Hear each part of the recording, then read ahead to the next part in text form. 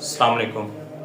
बच्चों की आँख से पानी आना और स्टिकी किस्म का डिस्चार्ज आना, बच्चों की आँख का सूज जाना या लाल हो जाना और बच्चों की आँख का लाल होने के बाद साइज़ में बढ़ जाना और बच्चों की जो आँख है उसका जो साइज़ है वो छोटा महसूस होना।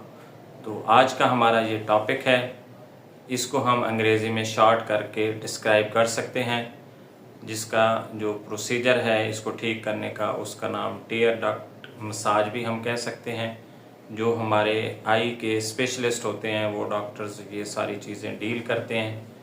चूँकि ये बच्चों में ज़्यादा कॉमन होता है तो हमसे बतौर पीडियाट्रिशियन ये सवाल किया जाता है या हमारे पास ऐसे पेशेंट आ जाते हैं कि हमारे बच्चों में आँखों से पानी जो है वो जारी होता रहता है।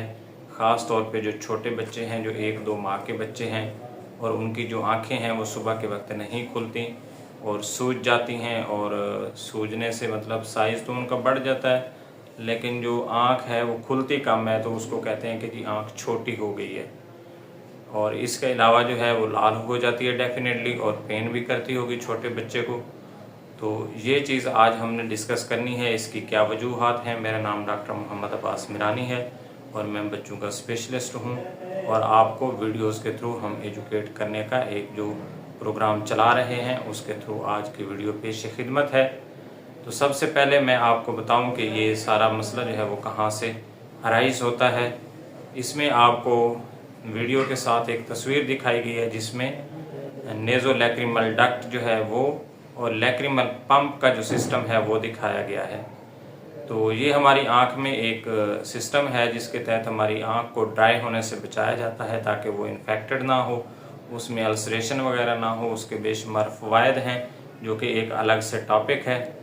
तो इसमें ये जो आंसू आने का अमल है या आँखों से पानी आने का अमल है वो कैसे होता है, तो ये जो सारा सिस्टम है उसमें ब्लॉकेज पैदा हो जाती है जिसको हम नेज़ोलैक्रिमल डक्ट बोलते हैं। अगर आप गौर से देखें तो हमारी आँख की जो ये वाली साइड है, इस साइड पे छोटे से 2 सुराख या ओपनिंग नज़र आएंगी। तो इसके ज़रिए जो भी आंसू यहाँ से प्रोड्यूस होते हैं वो ट्रैवल करके इस साइड पे जाते हैं और फिर इसके ज़रिए जो है वो नाक में या गले में या हलक में उतर जाते हैं। तो आपने एक्सपीरियंस किया होगा जब भी आप आँख में कतरा डालते हैं तो आपको वो कड़वा महसूस होता है, या जब आप रोते हैं तो आपको ऐसे लगता है कि फ्लू लाइक सिम्टम जो हैं वो आ रही हैं।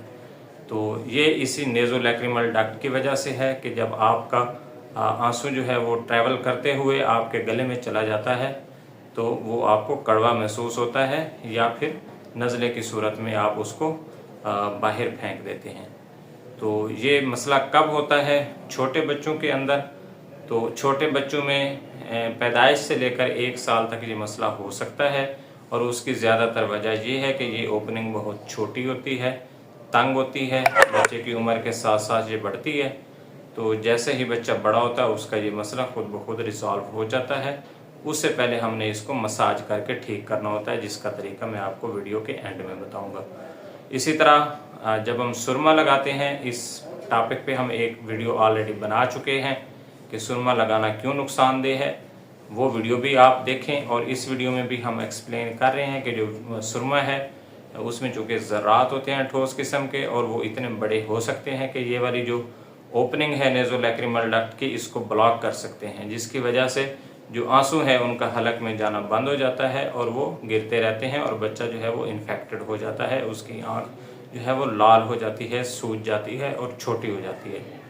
तो सबसे पहले जो एहतियाती तदाबीर आपने इख्तियार करनी है अपने छोटे बच्चे के लिए, आपने उसका मसाज करना है उसकी टीयर डक्ट का, जिसको हम आम ज़बान में टीयर डक्ट बोल सकते हैं, मतलब आंसू वाली नाली।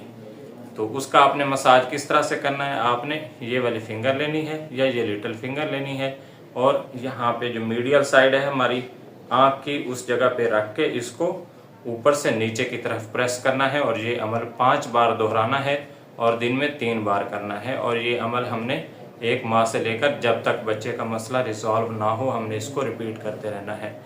तो ये अमल आप करेंगे तो इंशाल्लाह बच्चों में ये जो पानी आने का मसला है ये भी सॉल्व हो जाएगा। और साथ में अगर कोई बच्चा इससे ठीक नहीं हो रहा तो उसका एक प्रोसीजर किया जाता है, उसकी प्रोबिंग वगैरह की जाती है और जो नाली होती है उसको खोल दिया जाता है या कोई और उसमें आर्टिफिशियल किस्म की नाली जो है वो लगाई जा सकती है। इसके अलावा जो सूजन का इलाज है वो आपने दर्द की मेडिसिन बच्चे को देनी है और सूजन के लिए जो एंटीबायोटिक्स ड्रॉप्स हैं वो आपने डॉक्टर के मशवरे से देने हैं। तो आज की वीडियो बहुत ही यूज़फुल वीडियो है, आप इसको वॉच करें, हमारे चैनल को सब्सक्राइब करें, लाइक करें, कमेंट करें, शेयर करें और